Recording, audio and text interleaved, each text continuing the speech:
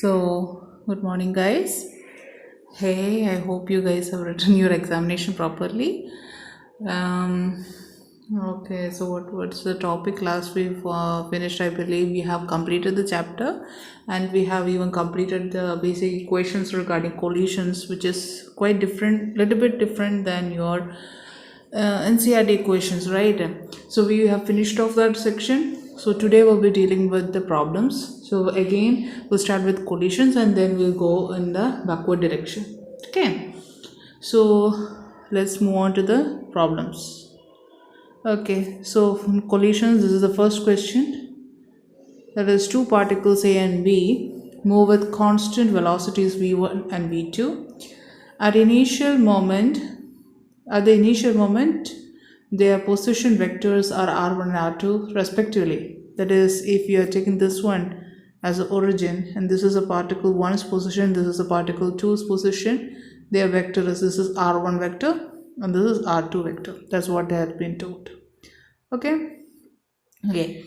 The condition for the particles A and B for their collisions is, see this, the options which you have written over here is not something which you have seen, right? It's something new, right? Sorry, right. So remember, straight away equations cannot be applied, so that's why you understand the logic of it. So first we'll write down the given things which has been mentioned in the question. So you are given that the initial positions of 1 and 2 is given as r1 vector and r2 vector, right? Right. And you're given the velocities of these particles are v1 vector and v2 vector, right? This much clear. Now what will be the relative velocity? That is velocity of the second particle with to respect to first can be written as what? v2 vector minus v1 vector. We have learned that in the earlier chapters, right? Similarly, I can write the position of the first particle with respect to second is r1 vector minus r2 vector. I'm extremely sorry, my dog is barking, don't know why. Okay, so this much something which you can relate or find from reading the question, or you can make by yourself, right? Now, the things which I'm going to write is extra, or extra in the sense, see, it is something you, this type of questions you cannot do by, in that moment, you have to understand the logic. Okay, so suppose I'm going to find the time t, let's say the t is the time, that is the time taken by the particle 2 to move from position 2. See, suppose I will say this is a position of position 2 and this is position 1, right? Let's say this particle 2, its position is 2. Okay, so let's say this is a particle 2 is moving from position 2 to position 1, right? So that it can undergo a collision, right? Similarly, the 1 will be also moving in direction, right? So I'm going to assume that this particle 2 is going to move from this second position to first position. It is moving in this direction so that it can undergo collision, right? So that after t time only it is going to undergo collision, right? So that time will be the relative distance between these two particles, which is r1 vector minus r2 vector divided by velocity between these two guys, that is v2 vector minus v1 vector, right? Time is what? Positive quantity, hence I am going to write modulus, right? Now, so that the two particles which are moving, so let's say this is first position to second position, this is the first particle, sorry, okay, second particle's motion, and 2 from the particle 2 is moving from the second position to first position. That's what we are going to assume, right? So first particle also is moving, right? So to undergo a collision, both of them are going to reach this point, right? That means I can say for collision to happen, the final position for both the particles 1 and 2 will be same, because they have to undergo collision at this point. That means they are going to travel different distances, right?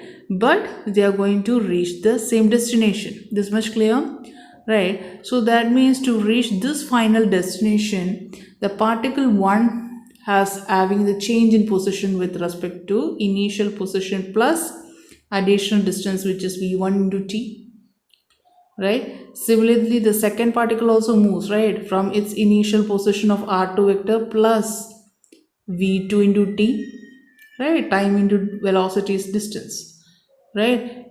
and during collision both this displacements, this much distance they have traveled, right?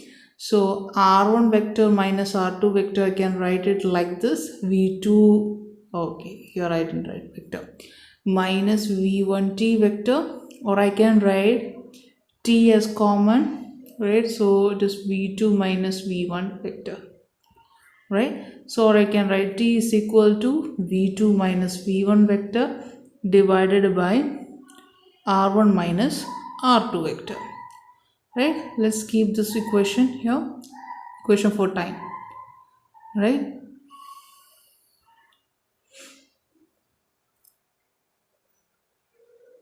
Right, so now the times we have written another equation for time here. Let us equate this time here over here. What is the times equation written as? R1 vector minus R2 vector divided by V2 now, V2 minus V1 vector modulus, right? That is equal to V2 minus V1 vector divided by R1 minus R2 vector, right? So I can write here as, just to bring the quantities similar, r1 vector minus r2 vector divided by r1 minus r2 vector modulus is equal to v2 minus v1 vector divided by r1 vector minus r2 vector, right? You get an equation like this. This is a relationship that should be happening between two particles which have to undergo collision. That is, their unit, this is actually unit vector, right? Unit vector of their position change, r12 or r21, is equal to unit vector of its velocity change. This is the condition for elastic collision, remember? I hope you remember I have taken it, but this is a first form of equation which you have not been taught. It is better you mug up this equation, right? What is the equation? What does it say? It is, if there are two particles, right, and they are moving with velocity v and v2, and their initial position is r1 and r2, then there is a relationship between the positions and their velocities, right, for undergoing collision. Okay, now this is not mentioned in your NCERT, additionally I am telling. Okay, so going for the next question. Okay, please read the question while okay, I'm showing you.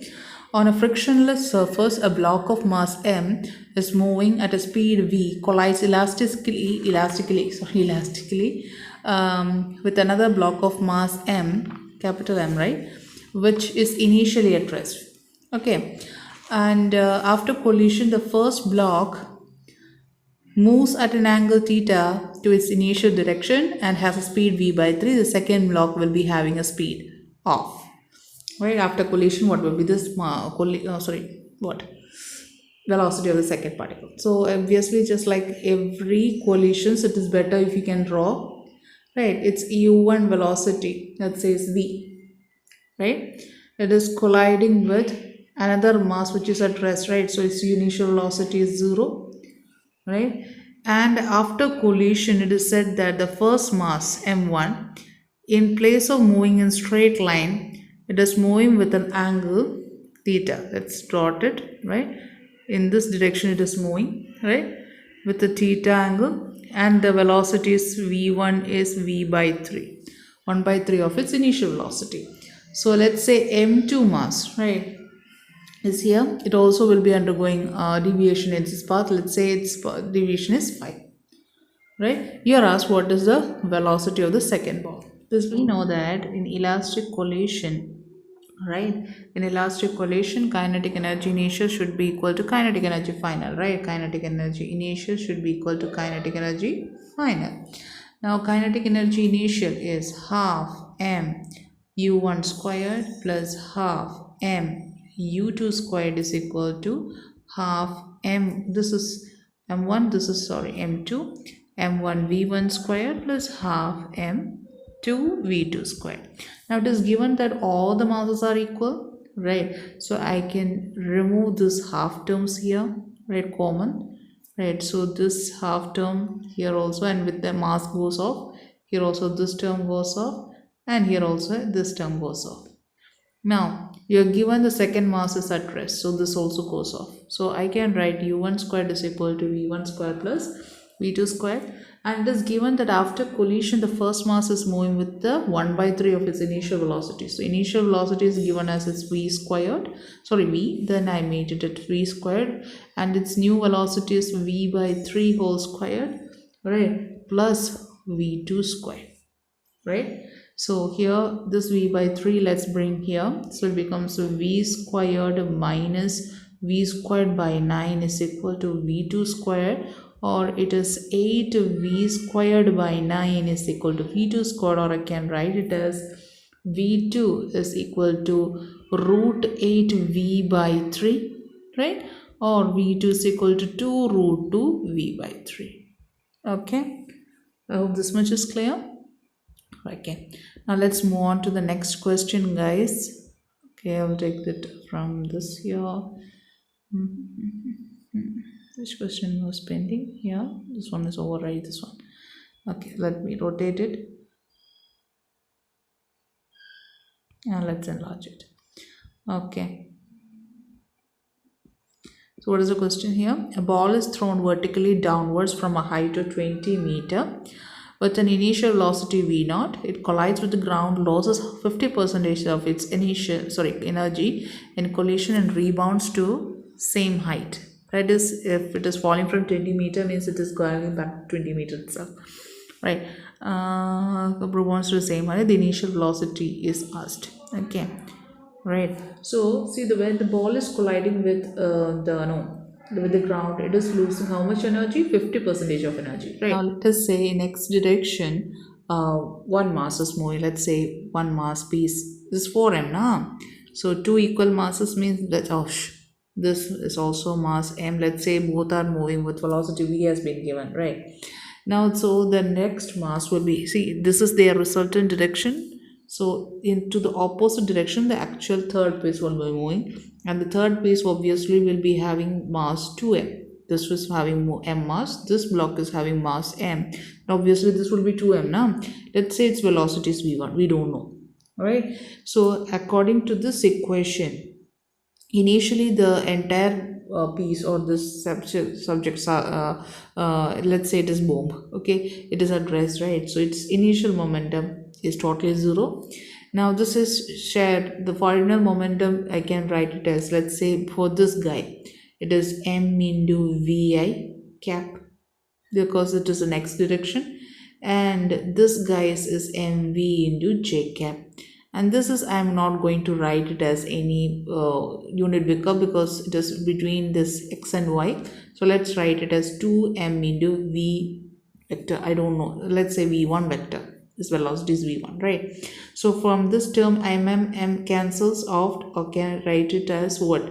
This v1 vector, okay, right, square, sorry, v1 vector is equal to minus v by 2, right? This goes here, right? So it is minus v by 2 I vector minus v by 2 j vector, right? That is v1 vector's modulus, that is its value is equal to root of, right, v squared by 2 plus v squared by 2, right? Or I can write it as v by root 2. That is the magnitude of the velocity of the third mass 2m, right, after the breakage is happening. So now we know that for any collision or any type of this breakage which is generated, kinetic energy is generated and is equal to 0, because why? Initial kinetic energy is equal to final kinetic energy, and initially the block is at rest. So I can make this as 0. So what will be the kinetic energy? Or you are asked total kinetic energy now. So you need not equate it into kinetic energy equal to final kinetic energy, because you are asked what is final kinetic energy of the entire system. That is half mv squared, that is for this guy, plus half mv squared for this guy, plus half 2m into his velocity is now v by root 2 whole square, right? So that is equal, now you have this simple calculation, this add, you will get mv square. This 2 cancel, so it becomes mv square by 2, right? Then you can find the answer as 3 by 2 mv square. Okay, right. Now go for the next question, guys. Which one? Okay. Rock 3 pieces on horizon 2 is this is easy. This is the same repetition of this question. This is having numbers, numerical values. This doesn't have. Okay, so I'll ask you guys to do this question by yourself. Okay, I have paused the video so that you guys can, no, I have not paused the video in the sense you guys can see it, right? So you guys can do it by yourself. Okay, so go for the next question. Which one is a solid cylinder, right? And collides with, okay. This is a very simple question. This type of question, actually, I think you have you saw the same exam in the same question in your examination, but there was, I think there was an extra factor of our friction. Okay, so this is a question. A solid cylinder of mass 3 kg is rolling on a horizontal surface with velocity 4 meters per second. It collides with the horizontal spring of force constant 200 Newton per meter. The maximum compression produced it. Right. Okay, where can I write? Yeah. See, we know that suppose there is a rolling body or any motion is having, that means motion, right? There is what energy? Kinetic energy, right? And we know that when that block is coming like this is the block which is coming and it is colliding with spring, means the kinetic energy of this block is transferred into the potential energy of the spring. I hope you understood, right? Actually, this is the section is from or this question is supposed to be mentioned in your next chapter. So if you do, please write down the equation. Again, I will discuss the same in the system of particles section, because there is a term called moment of inertia. So please write down the question, and I will take this part for the next chapter also. I don't know why they included it. It's okay to understand. Okay, so at maximum compression, suppose the solid cylinder will be stopping, right? So cylinder loses its kinetic energy, and that becomes the potential energy of the spring. Right, so how much is the energy which will be lost by the rolling cylinder? Write it. One is its own kinetic energy, which is half mv square, which you know, and there is an additional energy which is called rolling energy, and you are supposed to write this as half I omega square. Just write it down, guys. I will take it in the next chapter, then you will understand it. Just write down that this will be an extra kinetic energy for a rolling body, which is half I omega square, that is stored into what? Potential energy of the spring, right? So this half mv squared plus half, now moment of inertia. Again, in your examination also, actually that question of moment of inertia was the syllabus or the part of the next chapter. I don't know why that was asked, but some common sense you can say my moment of inertia is proportional to mass of an object. But actually, again, that is a concept for the next chapter. Okay, so moment of inertia, write down for any this is a solid cylinder. There is an equation for moment of inertia, which again you can see in your NCERT textbook itself. It is mr squared by 2. M is the mass of the cylinder, r is its radius of curvature, and 2 means obviously it is an equation you have to by heart. Now omega is equal to v by r. That is something we have been taught, right? This much is equal to half kx squared, right? From this section, this part can be solved as 3 by 4 and v squared is equal to half kx squared. Just write it down, guys. This will be useful while doing the next chapter. I will not be able to, might be not be able to do this problem, right? So 3 by 4. What is the mass here? 3, and velocity is 4 squared is equal to half. Spring constant is given as 200, and you are asked what is the compression. From this you can find the x value is around 0.6 meter, right? Again, I'm repeating, this is not the question from this chapter, but please write it down. Okay, right? So what is moment of inertia, etc., I will tell you later on. Don't worry, I will take it. Okay, so let's move on to the next question. I'm so sorry again. My dog is barking like anything. Now, what is the problem? Okay. I could have removed this one. Huh? Sorry.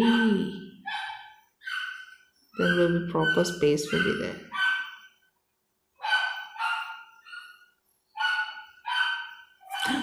Sorry. Ouch.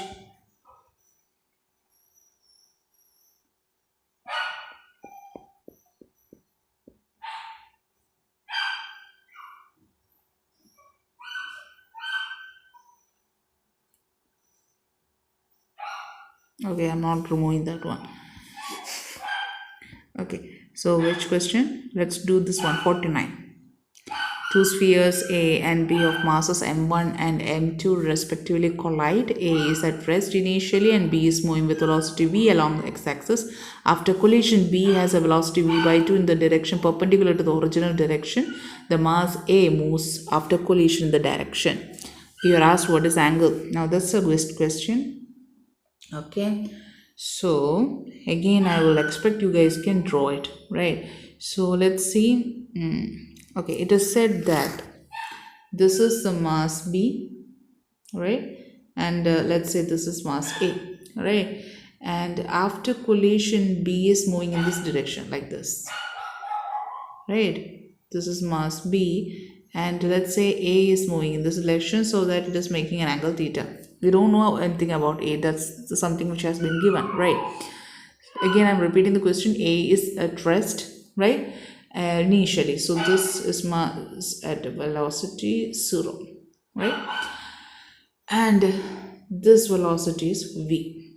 Okay, after collision, the B mass is moving in this direction, right? And mass, this same question we did, but the question was different, right? You were asked what is the velocity of this block. Now here asked what is the direction, that is you are asked what is the theta angle. So change in the question. See, you know there is no external force acting on the sphere, right? So obviously what is conserved? Momentum is conserved. Before the collision, that is, let's say in the x direction, right? In x direction you are taking, there is only one velocity, this one, right? Here in velocity, this one I have not included the cos theta term, which I have to include obviously. But now looking at the figure, in x direction, what and all can be taught about this guy? I can say, right, he is having velocity, momentum as what? M, right? Let's say it is mass, B is having mass m2 and A is having mass m1. Let's say like that. Okay. Oh, you have given the question now. Oh, okay, it's right. A is having mass m1 and m2. Thank God I didn't make any mistake. And B is having now final velocity as how much? v2 as v by 2, no? Okay, sorry. Now, so in x direction, what and all can be written? I can write this m2 into its velocity v, right? Plus m1 into its velocity u2, it's at rest, so need not write that term, is equal to what this term will be. See, mass of A is m1, na? So m1's velocity we don't know, which is v1. Let's say it is v1 what? Cos theta, right? So in linear momentum case, I can write m2v is equal to m1 v1 cos theta, right? So let's make this as first equation, right? Now similarly for vertical also I can write, right? This guy will be having a velocity in this direction of what? m1 v1 sine theta, right? That will be equal to this velocity, that what is m2 v2, right? So m2 v2, what is v2? Final velocity of the ball b, right? It's given as v by 2, so I'll write it as v by 2 only, right? You guys have to write it as in the entire sentence, guys. I'm mugging up a lot of steps to make it easy for me. So m1 v1 sine theta, right? This is your second equation, right? So what can you do? You can find the division, right? So m2 cancels out, v cancels, so 2 is equal to m1 v1 cancels out, right? 2 is equal to, you can write cos theta by sine theta, or you can write it as tan theta is equal to 1 by 2, or you can write theta is equal to tan inverse 1 by 2. Simple question. If you can draw, it is very easy. Okay, can I rub it off now? What happens if I remove it like this?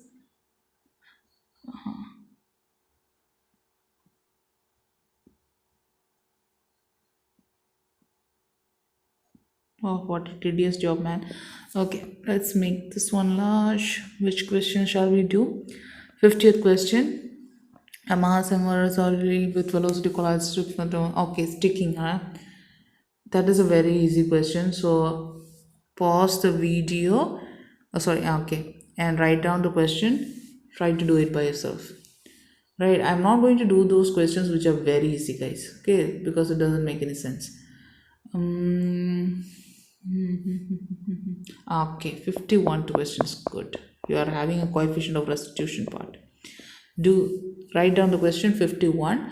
A ball is moving with a velocity 2 meter per second, collides head on with another stationary ball of double the mass.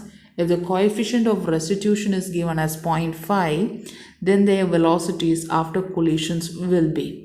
See guys, before no you mug up the things which I am writing here, I would expect you guys can do it by yourself actually, right? Because I have taken the coefficient of restitution part, right? So so what has been given? A ball is moving with velocity 2 meter per second and it is colliding head on with another stationary ball of double mass. If this one is having mass m, this guy is having mass 2m. Right, this one is 2 meter per second. The second ball is stationary, means its velocity is 0, and your e is given as 0.5.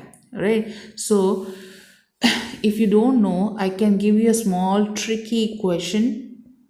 It is better you can do or mark up that equation. Again, don't use that equation for your obviously coefficient of restitution will not be there in your school examination question, but I will give you a simple equation for finding the final velocity of balls m1 and m2 in terms of coefficient of restitution. Okay, right. So which I have not, actually it is there in a derivation form, need not study the derivation. Okay, you just mark up the equation. Okay, so if you are given coefficient of restitution, right, so for inelastic collision it will be 1, so need not write that. You remember the equation for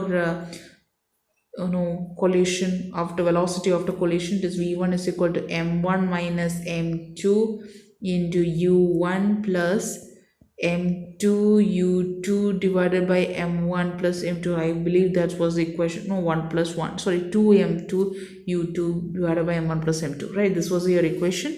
Yeah, so this is an equation when you considered an elastic collision because the coefficient of restitution is equal to 1. Right, now if this is not an elastic collision but an elastic collision, you don't know anything about that section, so you are given a coefficient of restitution of 0.5, right? So you cannot use the straightaway equation which I gave you, right, or I am asked you guys to mark in your textbook. So write down the equation of the final velocity of two balls after collision if coefficient of restitution is other than 1. So v1 is equal to m1 minus em2 into u1 plus 1 plus e into m2 u2 divided by m1 plus m2. This is the velocity of the first block after collision, right? Similarly, v2 is equal to m2 minus e m1 into u2 plus 1 plus e into m1 u1 divided by m1 plus m2. I expect you guys to by heart these two equations, right, for inelastic collisions where you are given e which is other than 1. See, remember, actually you guys can, if you want, you guys can just by heart this equation for elastic collision also. Why? E will be equal to 1, you will get the same equation as you have learned. Put e is equal to 1, so it becomes m1 minus m2. Here e is equal to 1, 1 plus 1, 2, 2m2 u2. Same equation you get now. So there no much change. Okay, so we will do the same equation, or sorry, same problem. What was the problem again? Let's see. So you are having what and all quantity is given. M1, let's say, is having, if it is having mass M1, M, you are given the second mass is double mass, means M2 becomes 2M, and you are given U1 is 2 meter per second, you are given the second ball or brick or ball is at rest, so U2 becomes 0, and you just put the value of E, guys. So you will get V1 as, calculation please do by yourself, you will get V1 as how much, I believe you will get 0 meter per second, that is the first ball will come to rest, and V2 will be 1 meter per second. Okay, calculation, I expect you guys to do it. Okay, so I wanted to introduce this equation which you cannot see in in your books, so better to by heart its equation. Again, you guys can by heart this equation for common equation as it is, and you put E is equal to 1 in the case of elastic collision. That's better. Okay. Okay, next question. Oh, again a bomber? No. This one, again, look at the question, do it by yourself. Shell of mass is ejected from, okay, this one I will do.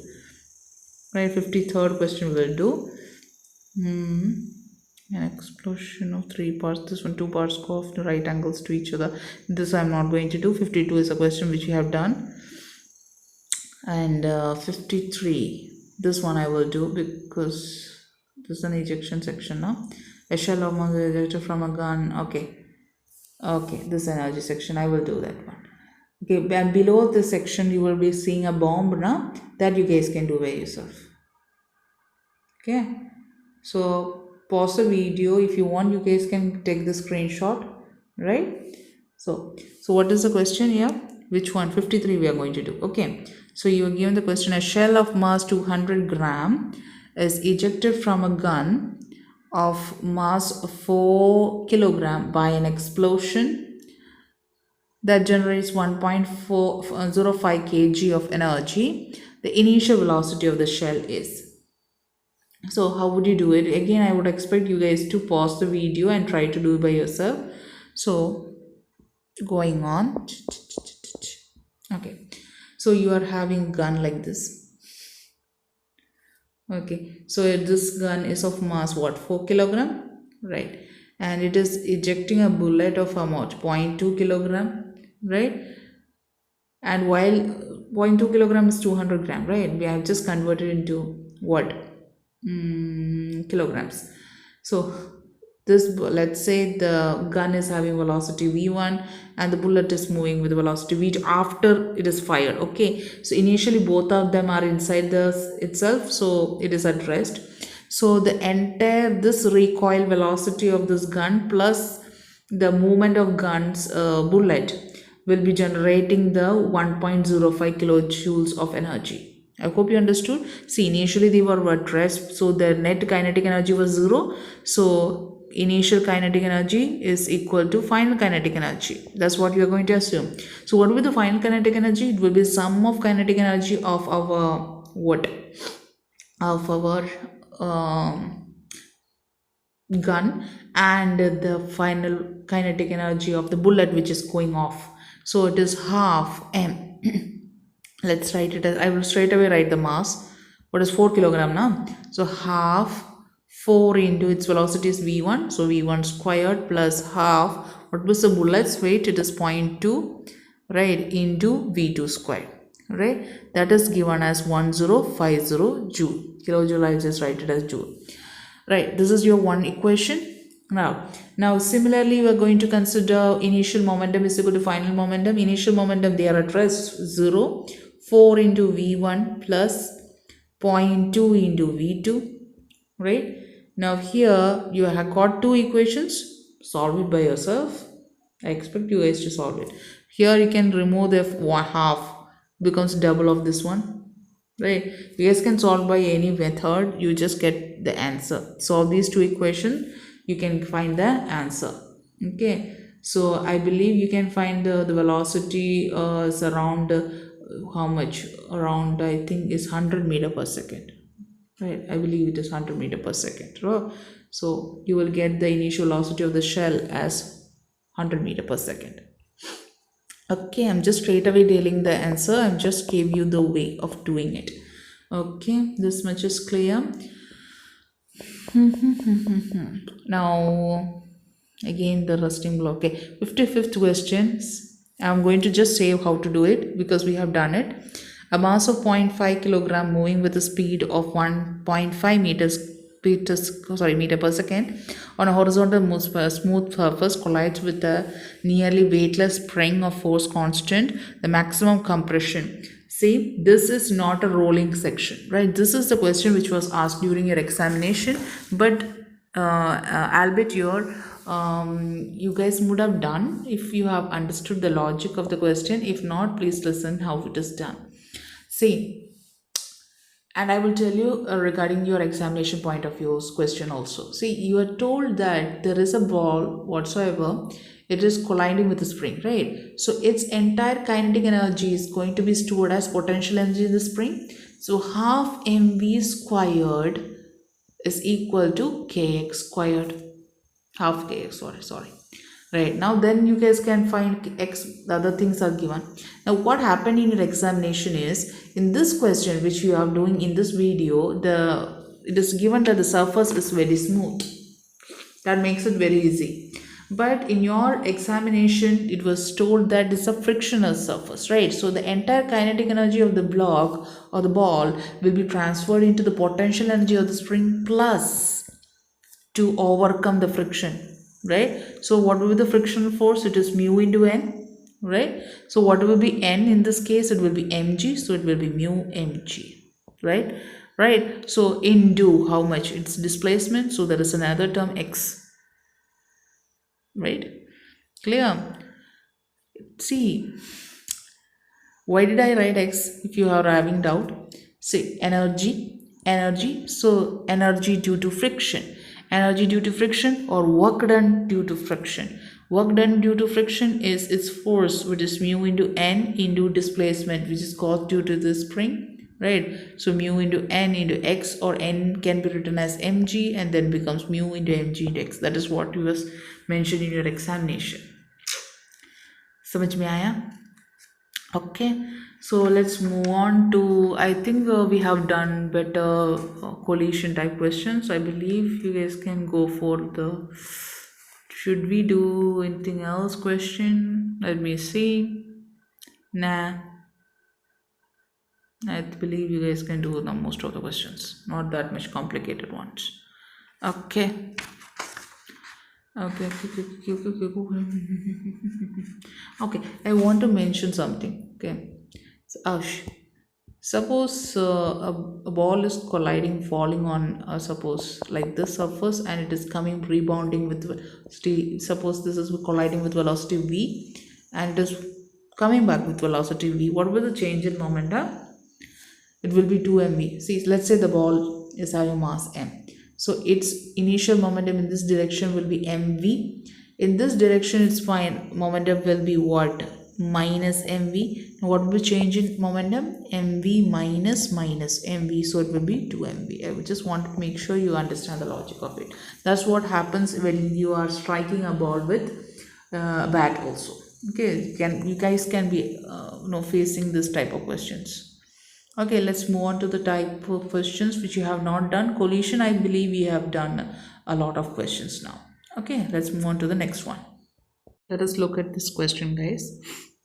Okay, see, it is given a simple pendulum of length L. The bob is pulled aside from its equilibrium position through an angle theta and then released. The bob passes through the equilibrium position with speed. So it's very easy if you can understand it by figure. Okay, right, so let's draw the figure. Okay, so you're given a pendulum like this, let's say this one. Okay, the entire length of the pendulum is said to be L. Okay, small letter L. Okay, that's much clear, right? Now it is pulled from its mean position, means let's say it is pulled like this by an angle, say theta, right? Now let's say there will be height difference from its initial position now. So this height difference, let us say, is h. What will be this from here? The length of the pendulum is not changing, it is L itself. But see, the position is changing, right? So this much is clear. So this is L, means what will be this much length, h bar removed, this will be L minus h. Keep that in mind, right? Sorry. Right. So from here, what can I write for cos theta? It will be this by this. This much clear, no? From this figure, can I write cos theta will be base by hypotenuse, which is L minus h divided by L. This is required for solving the problem. Okay, keep this one in there. Right. Now suppose the Bob is now right. Think this much is clear. So potential energy at the extreme position becomes a kinetic energy its mean position, right? See, let's just say an example like this. This is a swing, right? A person is sitting on the swing, let's say like this, right? So when he is in this position, that is a mean position, equilibrium position, that means he has a tendency to achieve maximum velocity, right? He can move to and fro. But when he has moved to his maximum position, then at that position velocity is 0. That means his kinetic energy will be 0. So keep this in very important section, guys. That is, when you consider a pendulum, in its mean position, its potential energy is 0, whereas its kinetic energy is maximum. When the bob reaches its maximum position, there its potential energy is maximum, its kinetic energy is equal to 0. Just like the case of spring. In mean position, it is having maximum kinetic energy, and its maximum pulling or pushing section, it is having 0 kinetic energy. Same, right? This scenario is very important. Okay, because at maximum height, velocity is 0, no kinetic energy. Okay, so this is actually, say, let's say this maximum position can achieve, right? So here I can say its kinetic energy is reduced in a sense. Yeah.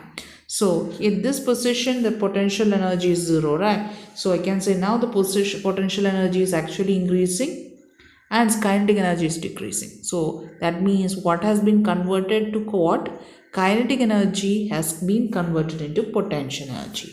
So what is potential energy? Here will be mgh. This is m, right?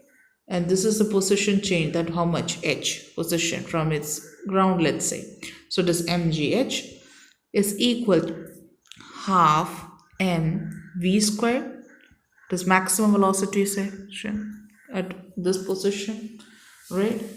This position we had the maximum velocity. Now let's say the velocity is reduced. We cannot say the 0 way because we are not given that this is its extreme position. Okay, this much clear, right? Now here I can write v max, right? Mm can be cancelled, right? Is equal to root 2 gh, right? This is your first equation. Okay, now you have found the cos theta is equal to L minus h by L, right? Or I can write L cos theta, L cos theta is equal to L minus h, right? Clear? Now I'm going to substitute for h here, right? So I can write here h is equal to L minus L cos theta, or I can write L common as 1 minus cos theta, right? So I'm going to substitute this value here. So I get V max, that is the maximum possible velocity that will be in the mean position, right, is equal to root 2 G L, L 1 minus cos theta.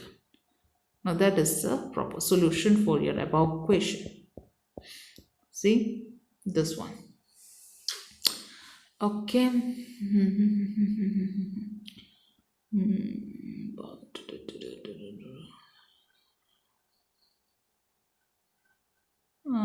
21st question is easy. If you can do it by yourself, very good. 21st question I will be doing. Okay. Read the question. A mass of 2 kilogram and another mass of 4 kilogram is dropped, dropped together from 60 feet tall building.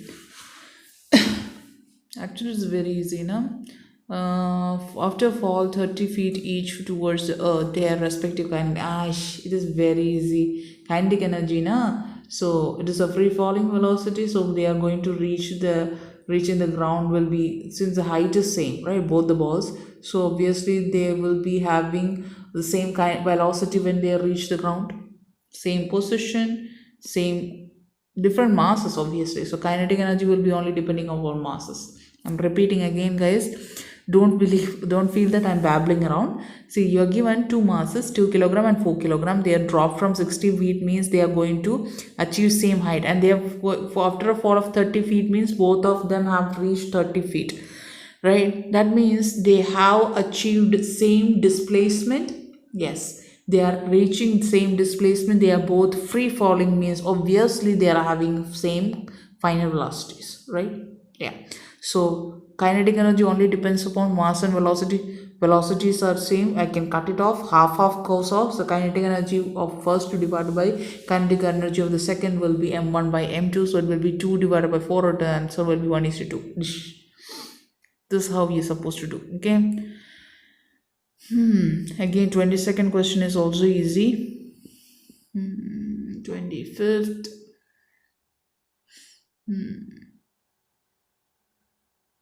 This can be solved if you know the relationship between kinetic energy and potential energy. Okay, 26th question. I would recommend you guys do it. No, not doing it. I will do it. Okay, so what is the question? A rubber ball, right, is dropped from a height of 5 meter where the acceleration due to gravity is not shown. Okay, on bouncing it rises to 1.8 meter. The ball loses its velocity on bouncing by a factor of. Actually, this is very easy if you understand the logic. I don't think there is a rest of what, right? That means only options, right? So let's do it. Okay, so what and all is given? A rubber ball is dropped. That is very important because it is having no initial velocity of height 5 meter on the plane where the acceleration due to gravity is not shown. On bouncing it rises to 1.8 meter. So h1, right, is 5 meter, right? Then h2 is given as 1.8 meter, right? Velocity of the ball just before hitting the ground will be what? Root 2 gh1. Root 2 gh1 means it is 10 g, na? So I can straight away write it as root 10 g. Right? So the velocity after hitting the ground is becoming what? 1.8, right? It has 2 into 1.8 will be how much? 3.6 g, right? Root 3.6 g. So this is the velocity of the ball before hitting the ground, and this is the velocity after it has hit. Means it has to bounce back now. So what will be the loss in velocity? It will be this v1 minus v2, or I can write root 10 g minus root 3.6 g divided by its initial velocity, root 10 g. Right? Now calculation is yourself, guys, because both of all the terms are having root g. I can remove it, so it will be what? 1 minus 3.6 by 10. Can I do a fraction? 1 point, no, I will do it, no, you cannot. So it will be around see, the how I'm going to do is root 10 by root 10, 1 minus root 3.6 by 10. So anyway, I can make this as, yes, no, make this one as 6 or no, yeah, just like this. Okay, good. So it becomes root 36 by 100. So it becomes 6 by 10, no? 6 by 10. Or you can make it as 3 by 5. So 5 minus 3, that is 2 by 5. Okay, sorry for taking the out of time. I was still a little bit confused. Okay. So is there any other good question in this paper? I don't think so. Okay, this one, 30th question. Okay, this one. Consider a car moving along a straight line. That one. See, I want to make sure you understand what is the stopping distance, or that is a concept actually. What is the stopping distance? See, while you are drawing or passing through a road, or let's say you're moving through a road, right? So this always there will be a type of question called what is the stopping distance. That is how much distance have that block or what car, whatsoever question is about the body, how much distance it has traveled so that it stops later on. That is, the final velocity becomes 0. So how much distance the block or the car has moved before its velocity becomes 0? That is the sense of it. So the question is, consider a car moving along a straight horizontal road with velocity 72 km per hour. If coefficient of static friction on the road and the tire is given as 0.5, the shortest distance in which the car can be stopped. That means initially if its velocity is 72 km per hour, now its velocity has become 0. That is the sense. Okay, and you are given G, let's say you know it's 10, right? How would you solve it? Right, so this is a very important concept, guys. So I'm writing the velocities. Okay, so final velocity becomes 0, initial velocity is given as 20 meter per second, and your coefficient of friction is given as 0.5, right? So 0.5 is coefficient of friction, means there is a friction force acting between the tire and whatsoever the car, etc., right, and the road. So it is equal to mu into n, right? So mu into n I can write it as mu mg, right? So mu mg, and you are given mass is how much? You are given mass nothing. So friction force mu I can write it as 0.5 into m into 10, right? So I can write 5m. Yes. So what will the acceleration which will be found by this car? Acceleration is equal to force divided by mass, no? So what is the force experienced by this car? Frictional force, that is 5m divided by mass m. I can write now 5 meter per second squared is the acceleration of that car. Yes. Now I can write, if find the acceleration, means I can even find what? Our stopping distance. Well, v squared minus u squared is equal to 2as. Now this s is the stopping distance. Why? Final velocity becomes 0. Initial velocity is around 72 now. So that is 20 meter per second squared. Right. So you can write 2a. In place of a, I will write it as 5. Okay. So it is 5, and s you don't know. So it will be 400 is equal to 10 into s, or I can write stopping distance is 40 meter. Right. Very easy if you understand this logic. Okay, this much is clear, right? So we'll do the next question, guys. Okay, which one? This one. I think my hand came up now. So this part we have done, so it's okay. Okay. Okay, we'll do this one. Power. Okay. A body of mass 1 kilogram begins to move under the action of a time dependent force 2t I cap. If you want, I can make it large itself, right? 2t I cap plus 3t squared j cap Newton, where I and g are the unit vectors along x and y axis. What power will be developed by the force of the time t, right? So let's move on by solving the question. Okay, so you are given the force as how much? 2t I cap. Aha, I wrote it wrong now.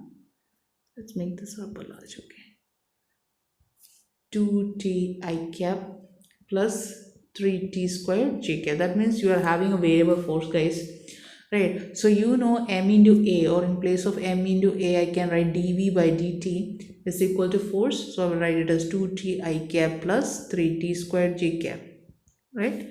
Or I can write in this case mass is 1 kilogram now, so I can remove this m here. Yes. So dv by dt I can integrate, right? So dv by dt, if I integrate, then this section also has to be integrated from 0 to t, right? 2t I cap plus 3t squared j cap, right? So integrating dv, right, here with respect to time, now this t goes over there, right? That's how you can integrate. Sorry, I don't have space, right? I will write here. So this is from 0 to v, right? So here I can write v is equal to, what will be this integral function? 2 into t squared by 2, t squared by 2, right, plus 3 t cube by 3. I will not tell again and again how we did it. Why? The formula is integral x raised to n dx is equal to x raised to n plus 1 divided by n plus 1. Do it by yourself. I taught you guys. Okay, so you can remove this 2 and this 2. This 3 3 goes off. Obviously there is an I cap and j cap, forgot to write that one. So I can write velocity is equal to t squared I cap plus t cube j cap. This much clear? Now what is relationship between power, force and velocity? P is equal to F dot V, right? So now we have force term as well as velocity term in the form of I and j. So P is equal to force is 2t I cap plus 3t squared j cap, product of it with V, that is t squared I cap dot, sorry, plus t cube j cap now, right? So you will get 2t into t squared becomes 2t cube, so 2t cube, I dot I goes off, then 3t squared into t cube becomes 3t raised to 5, this much watt. So you might be having an option, yeah, this one, okay, option D, right? A particle mass m is driven by a machine that delivers a constant power of k watts. If the particle starts from rest, the force on the particle at time t, that starting from rest means its initial velocity is 0. Now we know that actually power is equal to rate of change of work, right? How much work you are doing. So power is d. I'm just verbally telling guys because you can do it by yourself actually. Okay, I'm right here. Right, so P is actually dV by dt, oh sorry, dW by dt. So I can write if W is equal to P into T, or work by time can make like this also, right? Right. So in place of work done, I can write it as actually kinetic energy also, right? It is half mv squared. Yes, it is equal to power into time. So from here I can find the velocity terms in terms of power. That's how you are asked, right? I hope you understood. See, again I'm repeating. See, power is equal to work by time, right? So work can be written as power into time. Work is actually particles driven by a machine that delivers a constant power, right? Particles starting from rest, that means it is achieving kinetic energy. So in place of work I write it as half mv square. Then you can write it as power into time. So in from here I can write velocity in terms of power, time and mass. Okay, right? So then you can find velocity, and from velocity you can obviously go for acceleration. You just have to differentiate it with respect to time. Let's see if you are able to do it. It's very easy. I'm again repeating the question how to do it. First find the velocity in terms of power, then you differentiate it with time, so you will get acceleration. You multiply it with mass, you will get what? Force, right? You will get the option, this one, that is option D is the answer. Actually you guys can do it, so I have done the method of it, right? Because I don't make it doesn't make sense if you're doing the entire thing, if you can know the method. Okay, now move on to the 36th question. The heart of a man pumps 5 liters of blood through the arteries per minute at a pressure of 150 mm. Okay, of mercury. If the density of mercury is this much, and then the power of the heart. Actually this is a question which has to be done in your next chapters, but if it is better I can, I will tell in this here section itself. Again I'm repeating, this is actually a question from liquid section. Liquid mechanics is there is a chapter liquid mechanism in your session, okay, and that position or at that portion when I am taking, I will take this section also, but I want to take it now itself. So what is power? You know, power is force into what? Velocity. Now force can be written as pressure per unit, or I can say, if you don't know, just write it down. Pressure is equal to force per unit area, or I can write pressure into area will be force. So here I will write pressure into area into velocity. I am writing it as V. Now again this is something which is taken later on. Pressure can be written as rho gh into area into velocity. Again this term you will learn later on classes, right? So rho gh, that means density is given as 13.6, g into 13.6 into 10 to the power 3, sorry, right? And g is taken as 10, height is around 150 10 to the power minus 3, area is 0.5 into 10 to power minus 3, right? And how much is the velocity given? And this is happening in what, 1 minute now? So you have to divide it in 1 minute now. Where is the question? Right, rather than per minute. So you have to divide it with 60. Right, the terms and all you can write it from the question itself. I'm just writing down the answer as 1.7 watt. Again, I'm repeating, this is something you have to learn later on chapter, right? Liquid mechanism, and that section I will take this question again. There you can understand why I have written pressure is equal to rho gh. Okay, so this much is clear. We have done most of the question, guys. So that much tough question doesn't come from this chapter until and unless you are sure about the logic of it. Okay,